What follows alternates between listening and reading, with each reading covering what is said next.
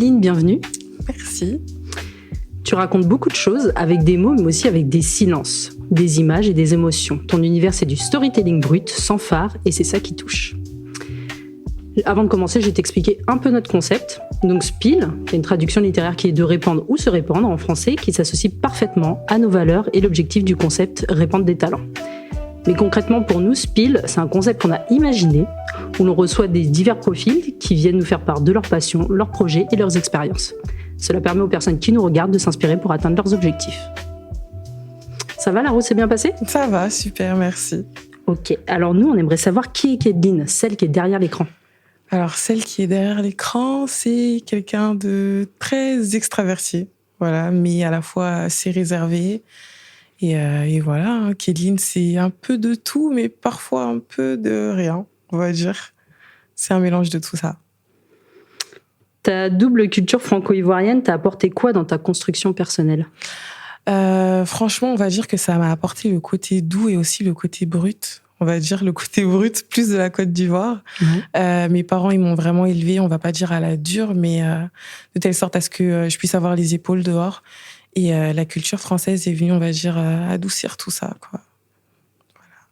Et Kédeline a été comment petite ? Petite, a été très turbulente. Très turbulente, mais à la fois très sage.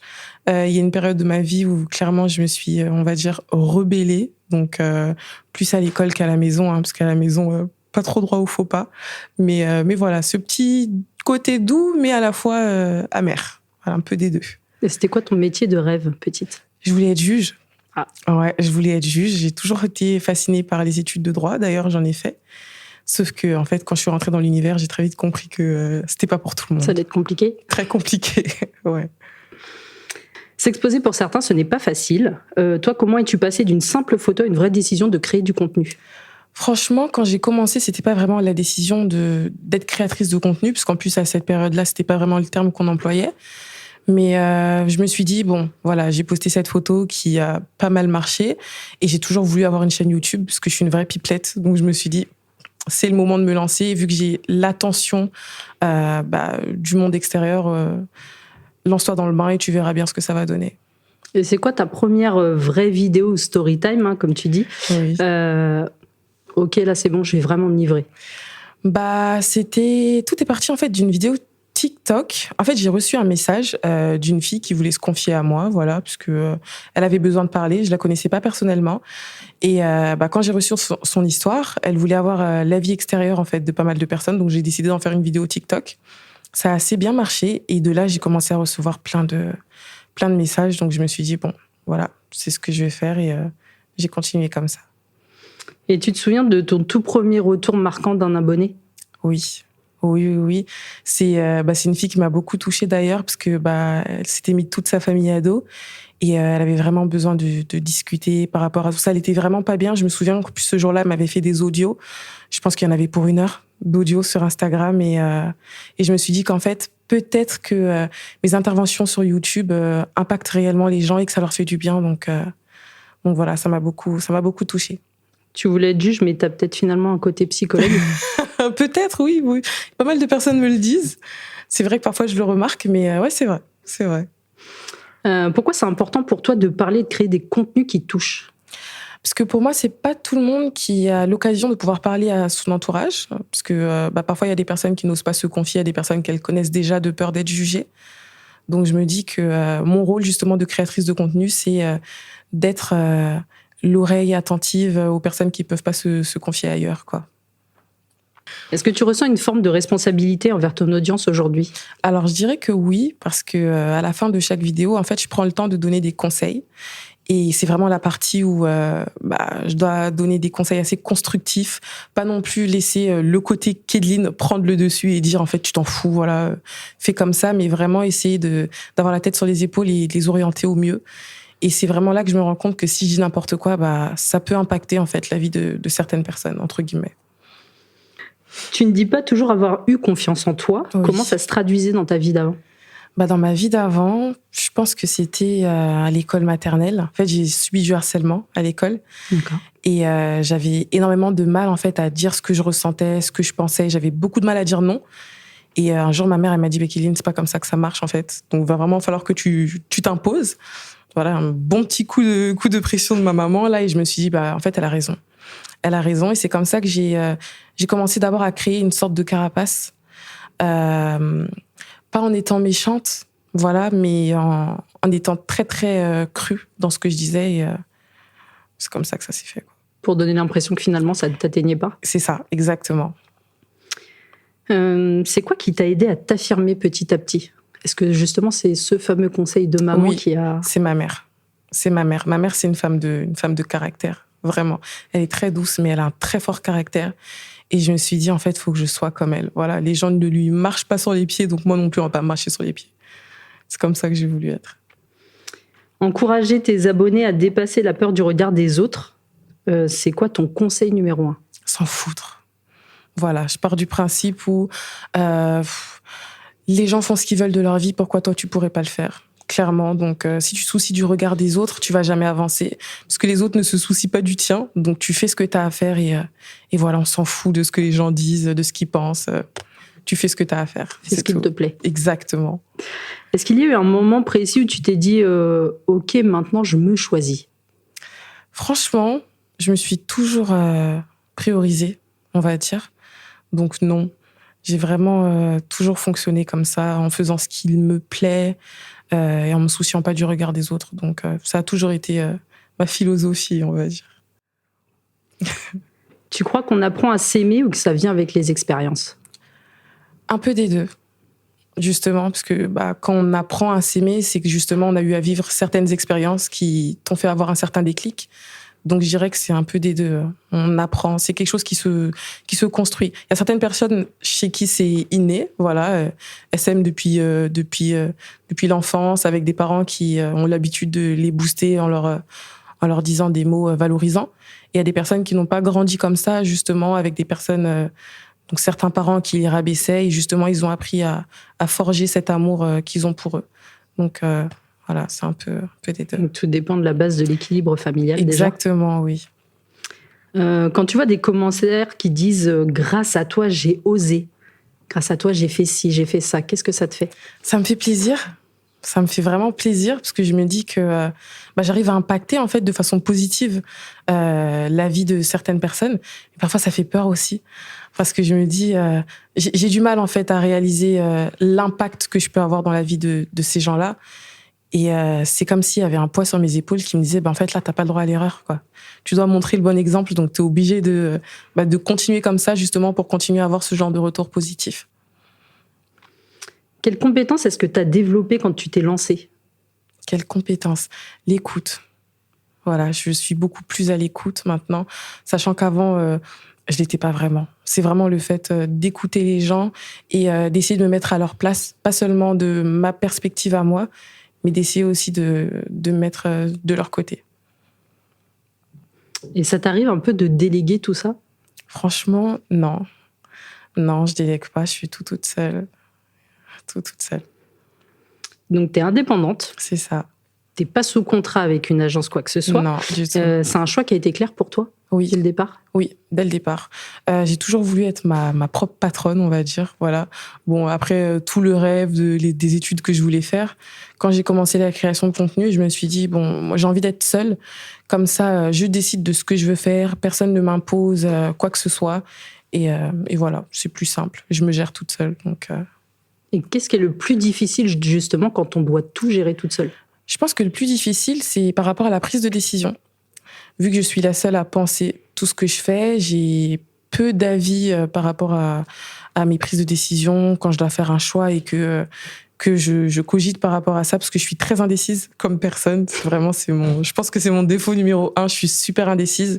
Et le fait de pas avoir certaines personnes pour me guider, pour me dire, peut-être que là, la décision que tu as prise, elle est bonne, ou peut-être que là, non, va falloir y remédier, réfléchir un peu plus pousser. C'est compliqué. Voilà, parfois c'est compliqué. Je connais bien ça. Est-ce que ça t'arrive de douter de ta capacité à tenir un projet comme ça toute seule? Oui.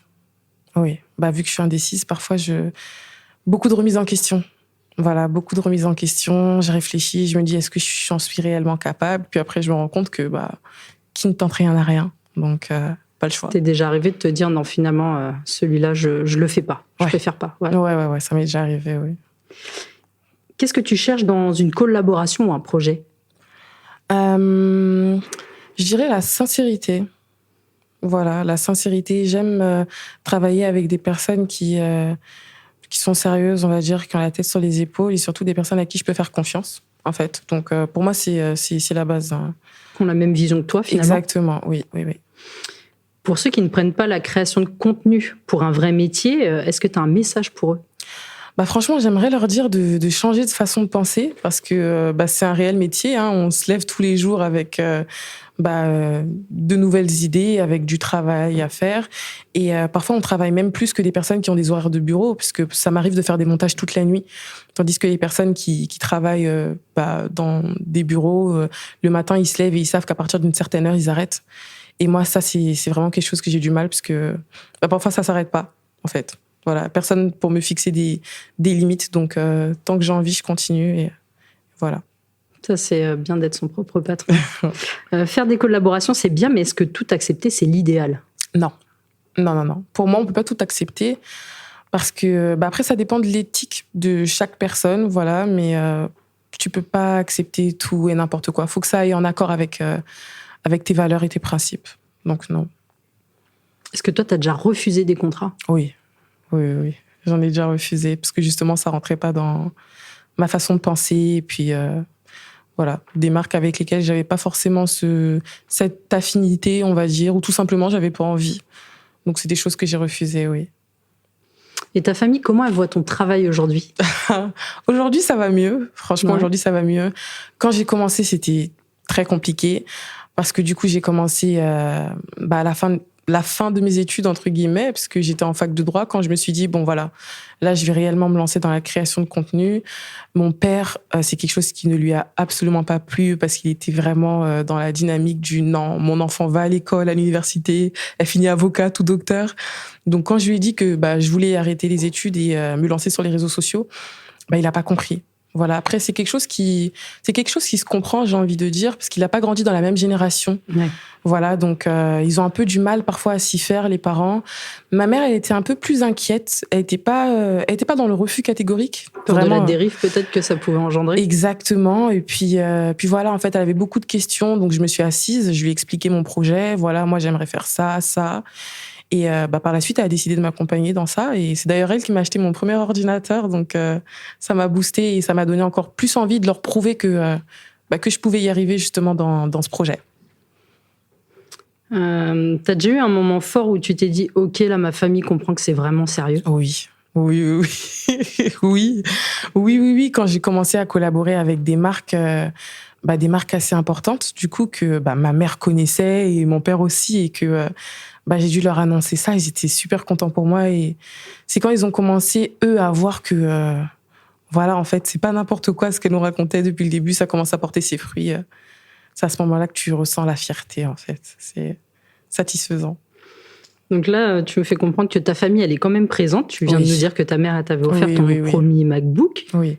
Ton père aussi, il est avec toi parfois ? Oui, mon père, maintenant, il est beaucoup plus souple par rapport à ça. Il apparaît même parfois dans mes vidéos YouTube. Franchement, rien à dire par rapport à ça. Oui, franchement, mon père, ouais. Et qu'est-ce que ça représente pour toi, justement que... On va dire que c'est la moitié de mon accomplissement, parce que pour moi, je suis pas encore arrivée au bout. J'ai encore beaucoup de choses à accomplir. Mais le fait de voir que, au début, il me soutenait pas, clairement, c'est le cas. Hein. Au début, il me soutenait pas du tout. Bon, ma mère, voilà, elle m'a accompagnée au fur et à mesure. Mais de voir que maintenant, il me soutient dans mes projets et que parfois, il m'appelle au téléphone pour me demander comment ça se passe, c'est fou pour moi, vraiment. Est-ce que ta fratrie participe aussi des fois à la création ? Oui. Alors eux, ils sont là depuis le début. Eux, vraiment, ils sont là depuis le début. Mes frères et sœurs, quand ça a commencé, c'est eux qui m'aidaient justement à partager mon contenu, vu que j'avais pas beaucoup d'audience. Ils m'aidaient justement à leur niveau, à eux, à leur échelle. Et voilà. Franchement, eux, rien à dire, ils ont toujours été au top avec moi. Et toi, dans la fratrie, tu te situes... Enfin, t'es située où exactement ? Moi, je suis la troisième. D'accord. Je suis la troisième de 6 enfants. Ok. Voilà, donc... la petite troisième, un peu turbulente, mais qui s'est assagie. Tu te souviens de la première fois où on t'a reconnu dans la rue ? Oui. Ah oui. Bah, en fait, sur le coup, j'étais assez impressionnée parce que j'avais complètement oublié que j'étais sur les réseaux, en fait. Et j'étais en train de me balader, du coup, dans une boutique avec ma sœur, quand j'ai vu un groupe de jeunes filles qui prenaient leur téléphone et qui nous... voilà, je pensais qu'elles nous prenaient en photo. Donc, j'avais un peu peur et je me posais des questions. Puis après, il y a l'une d'entre elles qui est venue me parler et qui m'a posé la question, est-ce que c'était moi, Kédeline? Et c'est là que j'ai compris, je me suis dit, ah oui, mais c'est vrai, en fait, t'es sur Internet, donc c'est logique. Et vraiment, c'était impressionnant. Et là, ça t'a fait quoi à ce moment-là? J'étais choquée. Parce que je me rendais pas compte de l'ampleur que ça avait, en fait. Quand t'es sur les réseaux sociaux ou quelconque plateforme, bah, pour toi, t'es juste dans ton salon ou dans ta chambre en train de faire des vidéos, alors que par derrière, il y a énormément de personnes qui te regardent. Et tu te dis pas que ces personnes-là, tu peux les croiser dans la vraie vie un jour. Donc, c'est assez impressionnant. Est-ce que ça fait peur, quand même? Oui, ça fait peur. Ça fait peur parce que c'est pas toutes ces personnes-là qui sont bienveillantes. Moi, je suis quelqu'un, j'ai toujours été moi-même et c'est vraiment ma dynamique. Voilà, je resterai toujours moi-même. Donc, parfois, tu peux te balader dans la rue, pas forcément bien apprêté et tu te dis que certaines personnes peuvent prendre leur téléphone, te filmer dans une position un peu contraignante, on va dire. Donc, voilà, t'es un peu mitigé par rapport à ça. Est-ce que ça, justement, l'image, ça t'oblige, entre guillemets, à être toujours impeccable quand tu sors? Au début, je me disais ça. Franchement, au début, je voulais toujours garder cette petite image de la Kédeline parfaite qu'on voit sur Instagram ou sur YouTube. Sauf que, au fur et à mesure du temps, je me suis dit, en fait, je suis moi-même. Voilà. Un être humain. C'est ça, un être humain. Et justement, quand j'ai eu ce déclic, avant, je filmais toujours mes vidéos YouTube maquillées. Et je me suis dit, qu'est-ce que ça me coûte, en fait, de filmer démaquillée? Enfin, je m'en fiche, c'est moi, quoi. Et c'est comme ça que j'ai commencé à être encore plus moi-même. Ouais. Voilà, ouais. T'es à un dîner avec ta famille ou autre, et il y a un abonné qui te reconnaît, qui vient te voir et qui te demande une photo. Comment tu réagirais? Je la prends avec plaisir. Franchement, je la prends avec plaisir parce que je me dis peut-être que cet abonné-là, c'est la seule fois qu'il va me rencontrer. Et puis, moi, si je vais voir quelqu'un que je connais des réseaux sociaux et que je demande une photo, j'aurais aimé qu'on accepte. Donc, j'accepte. Quel type de message au retour d'abonné t'a le plus touché? Quel type de message au retour d'abonné m'a le plus touché? C'est les personnes, on va dire, qui justement ont du mal avec cette notion de confiance en soi, on va dire. Et voilà, le fait de voir que mes vidéos les ont aidés à justement arriver à la fin de ce cheminement-là, ça me touche. T'en as un en particulier que tu gardes en tête ou pas? Franchement, non. T'en as beaucoup? Ouais, il y en a beaucoup. Est-ce que tu lis tous les commentaires? Non. Non, je lis pas tous les commentaires. Après, ça dépend sur quelle plateforme. Mais parfois, je préfère ne pas tout lire, laisser un peu ce petit côté-là. Mais certains, j'y réponds, oui. J'y réponds et je les lis. Qu'est-ce que tu veux que ta communauté retienne de toi au-delà de tes vidéos? Le naturel. Voilà, j'ai envie qu'ils puissent retenir le fait que sur les réseaux sociaux, tout n'est pas que fake. Voilà, et qu'il y a des personnes qui sont réellement naturelles, qui sont elles-mêmes, et que ça existe, en fait, tout simplement. Pour toi, être proche de ses abonnés, c'est de tout montrer ou il y a certaines choses qui doivent rester privées? Quel regard tu as là-dessus? Pour moi, dans tout, il y a une part qui doit rester privée. Parce que je pars du principe que je suis sur les réseaux sociaux, certes, pour être moi-même, mais j'ai pas non plus envie de véhiculer de la négativité quand je suis de mauvaise humeur, venir leur imposer ça. J'ai vraiment envie de leur procurer de la joie. Certes, c'est vrai que quand je vais pas bien, ça m'arrive de leur dire, mais pour moi, il y a des choses qui doivent rester privées quand même. Oui. Est-ce que tu peux nous en dire plus sur KEVS? Ça veut dire quoi exactement? Alors, les KEVS, ça veut dire Kédeline écoute vos storytime. Donc, au début, c'était tout simplement storytime, et puis j'ai voulu un peu personnaliser ça, rajouter ma petite touche, et je me suis dit, voilà, le petit acronyme KEVS, c'est sympa. Ça, il y a le hashtag à chaque fois que tout le monde peut remettre. C'est ça, hashtag KEVS, oui. Tu parles de coaching, de beauté, de nouveaux formats. Tu te projettes où dans 2-3 ans? Dans 2-3 ans, je me projette où? Franchement, j'ai toujours entendu dire qu'il ne faut pas trop en dire avant de réaliser ses projets. Mais je pense que j'ai envie d'entreprendre à une plus grande échelle, on va dire. On va laisser un peu planer le doute, mais oui, voilà. Tu veux créer une marque ou un espace pour aider les gens? Franchement, les deux, ce serait intéressant. Parce que j'aimerais bien être justement au contact, en fait, de ces personnes. Ouais, les deux, ça pourrait être pas mal. Un espace qui deviendrait une marque. C'est ça. Est-ce que tu te considères plutôt comme une influenceuse ou une bâtisseuse? Oh, c'est une belle question, ça. C'est une belle question. Une bâtisseuse. Ouais. Ouais, je dirais plus ça. Parce que le mot influenceur, moi, il me fait un peu peur. Il me fait un peu peur dans le sens où, quand t'influences les gens, ça peut être aussi du mauvais côté, on va dire. Alors qu'une bâtisseuse, c'est quelqu'un qui va step by step et voilà, c'est un peu plus posé, je Qui trouve. construit bien les choses. C'est ça. C'est quoi ton prochain challenge? Mon prochain challenge, aucune idée. Franchement, j'avance au jour le jour et je me dis que aujourd'hui, il faut que je fasse mieux qu'hier. Donc, je ne me mets pas trop de pression, on va dire. Voilà. Et tu as bien raison. Est-ce que tu peux nous parler un peu du début avec ton trépied et les photos que tu faisais?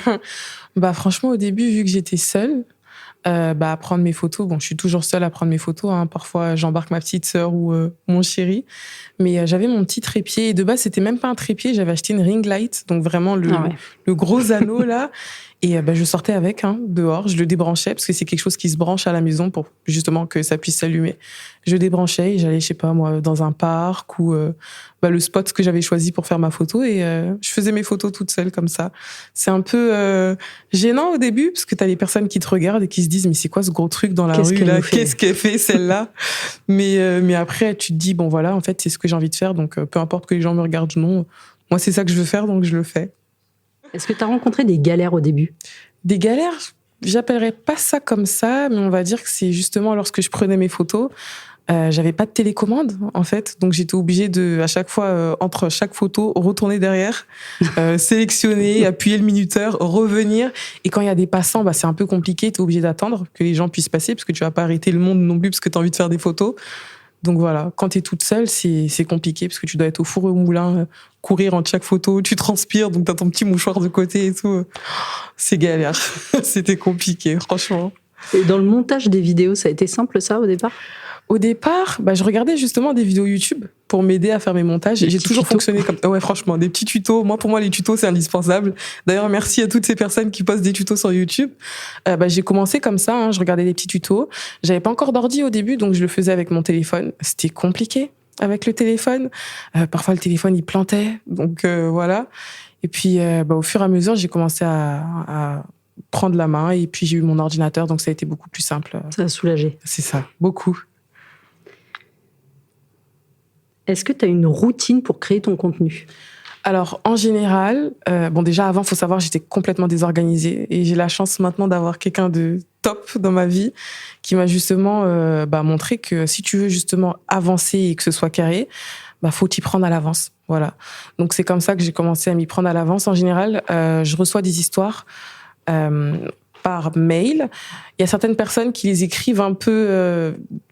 pas trop dans l'ordre, donc je refais des scripts en fait en fonction de ce qu'ils écrivent. Je fais des scripts, j'essaie de bien mettre ça sous paragraphe, voilà, comme ça quand je filme ma vidéo, c'est plus pratique pour moi en fait d'y aller paragraphe par paragraphe.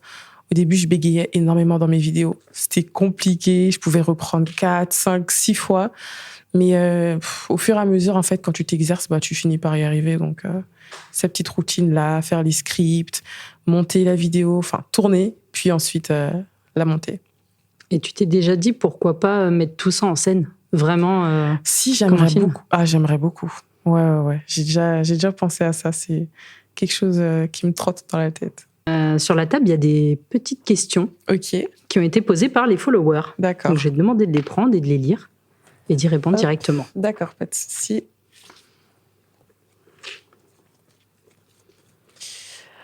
Alors, t'as déjà été surprise de l'impact d'une de tes vidéos? Alors oui, en plus c'est très récemment là, parce que ma vidéo s'est retrouvée sur Twitter. J'ai pas trop compris pourquoi, mais j'étais vraiment choquée. Et puis après là-bas aussi, c'est une plateforme qui prend énormément d'ampleur. Mmh. Donc sur le coup, je me suis réveillée, on m'a envoyé ça, je me suis dit mais qu'est-ce qui se passe? Donc ça m'a assez surprise. Et là, t'es allée voir les commentaires ou pas? Non, du tout. Non, je préfère compliqué, pas. Twitter. Non, je préfère pas sur Twitter, je m'aventure pas là-dedans, non. Ok. Est-ce qu'une remarque t'a déjà fait douter? Non. Franchement, non, parce que je me dis que voilà, les réseaux, c'est les réseaux. Chacun a le droit de penser comme il veut. C'est justement ça le but des réseaux sociaux, le fait que les gens s'expriment. Après, je préfère qu'ils le fassent dans le respect. Mais non, rien ne m'a jamais fait douter. Voilà. Quel contenu t'as le plus... Oh, je recommence. Quel contenu t'as le plus exposé émotionnellement? Je dirais que c'est les contenus que je fais du coup avec mon partenaire, parce que ça rentre un peu plus dans la sphère privée et le fait que certaines personnes s'expriment par rapport à ça, bah, parfois ça me met un peu... piquer. Ouais, voilà, c'est ça. T'as un conseil à donner pour débuter dans la création de contenu? Alors, la plupart du temps, les gens, ils disent sois toi-même. Mais pour moi, pour débuter dans la création de contenu, il faut pas trop réfléchir. Parce qu'il y a énormément de personnes qui réfléchissent, qui se disent bon, qu'est-ce que je vais faire? Pour moi, il faut juste se lancer. Voilà, t'as une idée en tête, t'as quelque chose que t'aimes faire, bah fais-le. Et tu verras bien comment les personnes vont le recevoir de leur côté. Et au fur et à mesure, tu vas voir les choses que tu pourras ajuster. Donc, juste fais-le. Réfléchis pas, fais-le. T'as déjà pensé à tout arrêter? J'y ai jamais pensé. Parfois, on me pose la question, on me demande combien de temps tu penses rester créatrice de contenu? Est-ce que tu penses que c'est quelque chose qui va perdurer dans le temps? Franchement, non. J'ai jamais pensé à tout arrêter. Je me dis que si ça s'arrête un jour, ça s'arrête. Je pense pas que la décision viendra de moi. Mais tant qu'on est là, on continue. Voilà. T'as une phrase ou un mantra qui t'aide quand t'as un coup de mou?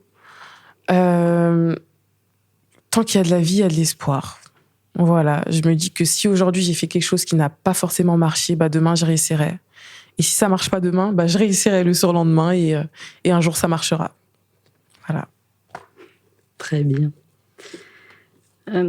La leçon importante que tu as apprise dans ce métier? La leçon importante que j'ai apprise dans ce métier, c'est vraiment se focaliser sur ce que moi-même je pense. Parce que parfois, on peut faire des choses qui ne plaisent pas forcément aux autres. Et on peut facilement se laisser influencer, en fait, parce que les autres pensent de tout ça. Mais voilà, la leçon importante, c'est s'écouter, en fait, soi-même.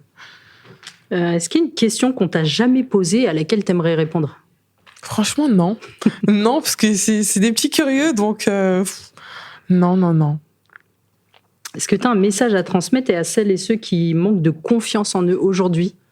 Pour moi, vous devriez vous soucier de votre propre regard et pas du regard que les gens peuvent avoir sur vous, en fait, parce que au final, ce qui compte demain, c'est vous.